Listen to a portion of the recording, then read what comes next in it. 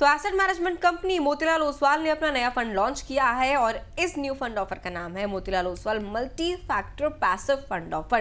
क्या कुछ इसके की फीचर्स हैं आपको अभिषेक जी समझाएंगे, उसके बाद हम हमारे गेस्ट से समझेंगे कि क्या इस एनएफओ में आपके निवेश की रणनीति होनी चाहिए या फिर नहीं। बिल्कुल, बहुत दिनों बाद एक मल्टी फैक्टर पैसिव एफओएफ आया और मोतीलाल ओसवाल इसे लेकर आया है। जैसे कि आप स्क्रीन पर देख सकते हैं, इसका नाम Motilal Oswal multi factor passive fund of fund, यानी कि अलग अलग जो फैक्टर्स होंगे उसके ऊपर डिपेंडेंट होगी और उसमें सिलेक्शन किया जाएगा। जैसे कि वो कंपनी की ग्रोथ हो सकती है, कंपनी का प्रॉफिट हो सकता है, उसके बेसिस पे यहाँ पर फंड्स में निवेश किया जाएगा। बेंचमार्क इसका निफ्टी 500 ईयर आया है, यानी कि निफ्टी 500 का जो बास्केट है डिफरेंट स्टॉक्स का, उसमें से मल्टी फैक्टर एक ऑप्शन रखा जाएगा और उसमें से स्टॉक सेलेक्ट किए जाएंगे। सब्सक्रिप्शन की अगर बात करें तो 20 फरवरी से ये खुल गया है और आप इसे 6 मार्च तक सब्सक्राइब कर सकते हैं। अलॉटमेंट इसका 12 मार्च को मिल जाएगा।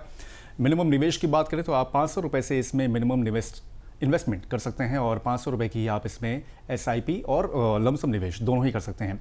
एग्जिट लोड 1% रहेगा अगर आप 15 दिन से पहले इसको रिडीम या स्विच करते हैं। फंड मैनेजर्स की अगर बात करें तो स्वप्निल पी मायकर, राकेश शेट्टी और दिशंत मेहता इस फंड को यहाँ पर मैनेज करेंगे।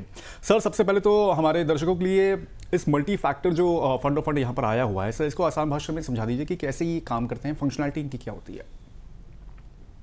ओके, तो पहले हम ये फैक्टर फंड्स क्या होते हैं उसके बारे में समझ लेते हैं।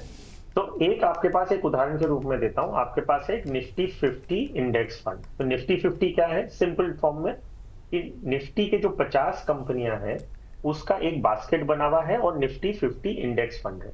उसमें एचडीएफसी बैंक का जो एलोकेशन वो करीबन 12-13% है, रिलायंस का करीबन 10% आसपास होगा। वैसे करते करते 50 कंपनियां हैं जिनका अलग अलग एलोकेशन है, लेकिन 50 कंपनियां बास्केट में। सो टॉप कंपनी एचडीएफसी है जिसमें मान लीजिए 13% का एलोकेशन है। 50वीं कंपनी जो होगी उसमें 0.2% का एलोकेशन होगा। ठीक है, ऐसा करके 50 कंपनियों का एक बास्केट है निफ्टी 50 इंडेक्स फंड। अब इसमें कोई इन्वेस्टर कहता है कि मुझे एक फैक्टर लगा दीजिए इक्वल वेट, विच मीन्स मुझे 50 कंपनियों में तो इन्वेस्ट करना ही है, लेकिन ऐसा क्यों कि एचडीएफसी में 13% और जो 50वीं कंपनी है उसमें 0.2% लग रहा है। मुझे ऐसा करिए इन 50 कंपनियों में सब में 2% का एलोकेशन दे दीजिए। तो ये हो गया Nifty 50 equal weight index fund, which means 50 कंपनियों, एचडीएफसी बैंक में भी 2% लगेगा, रिलायंस में भी 2% ही जाएगा, टीसीएस में भी 2% होगा। वैसे करते करते सारी 50 कंपनियों में 2% होगा। तो कंपनियां सेम है और फैक्टर था इक्वल वेट। उसी तरह एक Nifty mid cap 150 index fund है जिसमें 150 कंपनियां हैं मिड कैप की और हर का अलग अलग एलोकेशन है।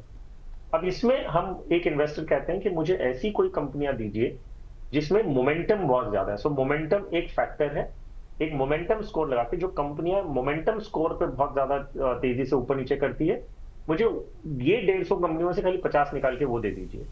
तो Nifty mid cap 150 index fund एक इंडेक्स हुआ, इसका एक फैक्टर बेस्ड इंडेक्स हो गया Nifty mid cap 150 momentum 50 index fund. So वो क्या करेगा, इन 150 कंपनियों में से 50 कंपनी निकालेगा जो मोमेंटम में बहुत ज्यादा, मोमेंटम स्कोर जिसका बहुत ज्यादा है। तो ऐसे फैक्टर्स लगा के अलग अलग टाइप के फैक्टर्स हैं, लो वॉलेटिलिटी, इक्वल वेट जो मैंने ऑलरेडी बता दिया, मोमेंटम, क्वालिटी, अल्फा, ऐसे करके बहुत सारे फैक्टर्स हैं जिसके बेसिस पे आप कंपनियों की छटनी कर सकते हैं। अब एक इंडेक्स है जिसमें आप बोलेंगे मोमेंटम एंड क्वालिटी दोनों मिक्स करके मुझे चाहिए। सो मुझे 50 कंपनियां ऐसी दीजिए जिसमें मोमेंटम स्कोर भी ज्यादा है और क्वालिटी स्कोर ज्यादा है, तो आपको मिलेगा मोमेंटम क्वालिटी 50 इंडेक्स फंड। तो ऐसे अलग अलग इंडेक्सेस हैं जिसमें आप फैक्टर्स लगा के चॉइस कर सकते हैं। अब ये वाली जो स्कीम है वो क्या कर रही है, वो कह रही है कि मैं ऐसी स्कीम्स में पैसे लगाऊंगा जिसका सिलेक्शन क्राइटेरिया होगा मल्टीपल फैक्टर्स। मैं कोई भी एक फैक्टर नहीं लूंगा, मैं सिर्फ इक्वल वेट या सिर्फ मोमेंटम या सिर्फ क्वालिटी या लो वॉलेटिलिटी, अल्फा, ऐसे एक कोई भी एक नहीं लूंगा। मैं मल्टीपल फैक्टर्स के लगा के स्कीम्स में इन्वेस्ट करूंगा।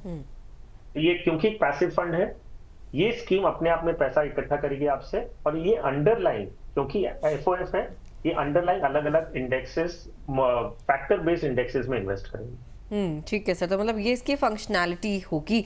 सर, मार्केट की जो करंट कंडीशंस है उसको देखें तो ये multi factor passive fund of fund launch करने के पीछे एएमसी का क्या मोटिव है?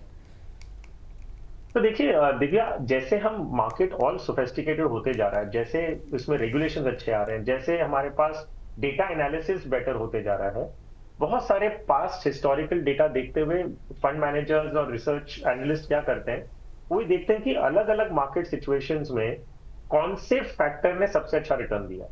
ठीक है, अगर मान लीजिए मार्केट बहुत ज्यादा वोलेटाइल है तो आप देखेंगे वैल्यू जो फैक्टर है वो आउट परफॉर्म किया है। तो लास्ट 1 ईयर में आप देखेंगे जो वैल्यू फंड्स हैं उन्होंने बहुत अच्छा रिटर्न दिया है। क्यों दिया है? क्योंकि ये माना जाता है जब बहुत वोलेटिलिटी है तो वैल्यू फैक्टर जो है वो ज्यादा फायदेमंद होता है।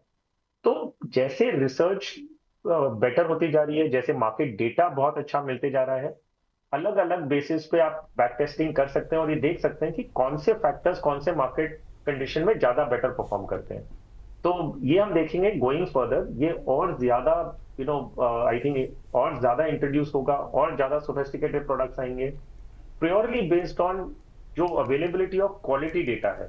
तो आज रिसर्च करने के लिए आपके पास क्वालिटी डेटा है, आपके डीप टेक है जिसमें आप डिफरेंट सिनेरियोज को रन कर सकते हैं एक ही डेटा पॉइंट पे to get different and better outputs. तो आप देखेंगे कि इसमें और ज्यादा आप आगे जाते हुए और इंट्रोडक्ट और देखेंगे कि और नए नए सोफिस्टिकेटेड प्रोडक्ट्स मार्केट में आते रहेंगे।